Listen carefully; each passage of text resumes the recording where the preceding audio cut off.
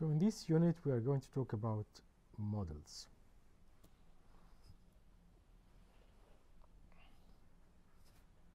When we model distributed system, an important issue is timing assumptions of the system. And this will be timing assumption on the processes in the system, the behavior of the network, and the local clocks that each process has. So when it comes to processes, the assumption will be about the bounds on time to make a computation step or to execute a computation basically at this point. And when it comes to network, we'll be talking about the bounds on time to transmit a message between a sender and a receiver. And when we look to local clocks, it will be about the lower and upper bounds on the local clock drift rate. So timing assumptions are important as part of modeling a distributed system. The other aspect is failure assumption. So what kind of failure the processes exhibit, at what kind of failure the network exhibit. So what kind of failure they exhibit?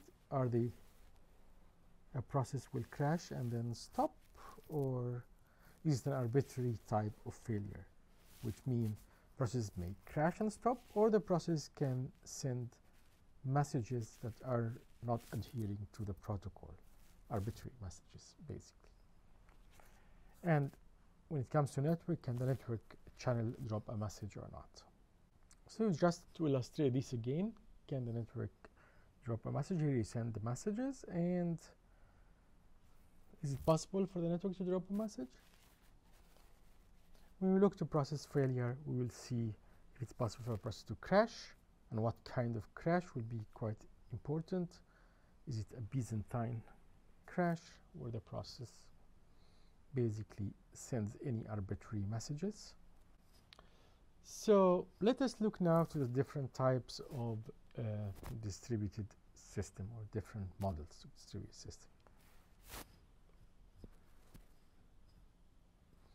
The first model we consider is what's called asynchronous distributed system, and this is the most general model. We have so little assumption on the system. By this we mean we have no bounds on the time to deliver a message. So we are assuming that the network is reliable. You will see why this is an interesting assumption later. But even it is reliable, so we have no bounds on the time to deliver a message from a sender to a receiver.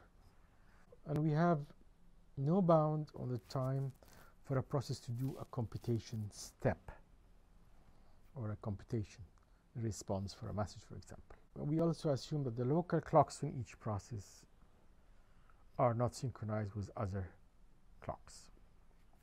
And in fact, this assumption is the one that is typical for the internet, because while the internet can behave nicely sometimes, you don't know how long time it takes to send a message from one server to another. And if the server is busy, you don't know the load on the server, so it can take a lot of time before the server responds. And we don't assume really any synchronization between clocks. So given an asynchronous model, in fact, it is not possible to solve consensus as we described in the previous unit in an asynchronous system model. So consensus cannot be solved in an asynchronous system, even if a single node might crash. In fact, you cannot distinguish between a failed process and a slow process or a slow network. So that is the basic problem with asynchronous system. So implementation of consensus might in some case stall. And by stall, they don't give an answer. They don't violate that you get different results, but they violate what we can call availability. They just stall. They don't give you an answer. And that can happen in some cases. In any case, this will have an implication on core services like atomic broadcast, atomic commit, other services that we're going to study like leader elections services for coordinating servers, say, in a data center.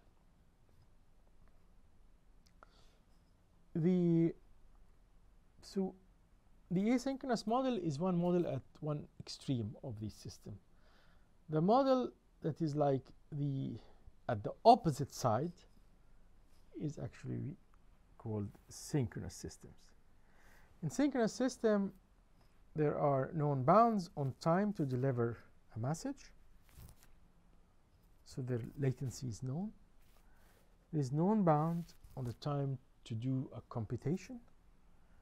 And there is known upper and lower bounds on the physical clock drift rate.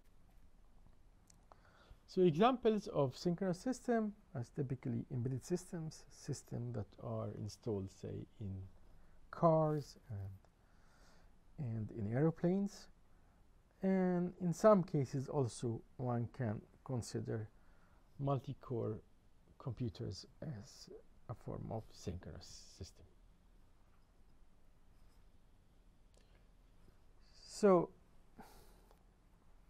if we look to consensus in synchronous systems, so actually consensus is solvable. And in fact, if we have n processes, n-1 could crash and still the problem is solvable. So it's very resilient. There is a resilient implementation of consensus in synchronous system. And the intuition should be quite clear, is that we can do an accurate crash detection. So every node will send messages to every other node, and if no message from a specific node is received within bounds, then the node could be considered crashed, and it will actually has crashed. So what about the internet? How could we proceed to solve consensus there? The point is that the internet is in fact mostly synchronous. It means there are bounds on communications and there are bounds on process execution times in most of the cases. So for example, you would say it will take about 100 milliseconds for a message to traverse between two servers, one in, say, Sweden and one in the US. However, these bounds are occasionally violated, okay, because of some network failures, partitions, congestion of servers, and so on. So how would we model this? A simplified model for that is called actually partially synchronous system. We're going to discuss this issue later. So partially synchronous system is a system that, from a modeling perspective, is a system that is initially asynchronous. But at some point in time, and we don't really know this point, it will eventually behave as if it is a synchronous system. In fact, real internet normally behaves a little bit differently than that. They oscillate between stable periods of time where everything is synchronous and unstable periods of time where everything is asynchronous. But we don't know also these periods. Okay. So if we consider partially synchronous system, And consensus is solvable in partially synchronous system with up to but not including half of the node crashing. Okay, so if you have 5 nodes, 2 can crash and still we can solve consensus. And of course this could be useful for the internet. Again, we're going to discuss that also as a discussion issue. Another way to discuss models for asynchronous systems is not to talk at all about partially synchronous models, but to talk about asynchronous models but augmented with a device called failure detector. What is a failure detector?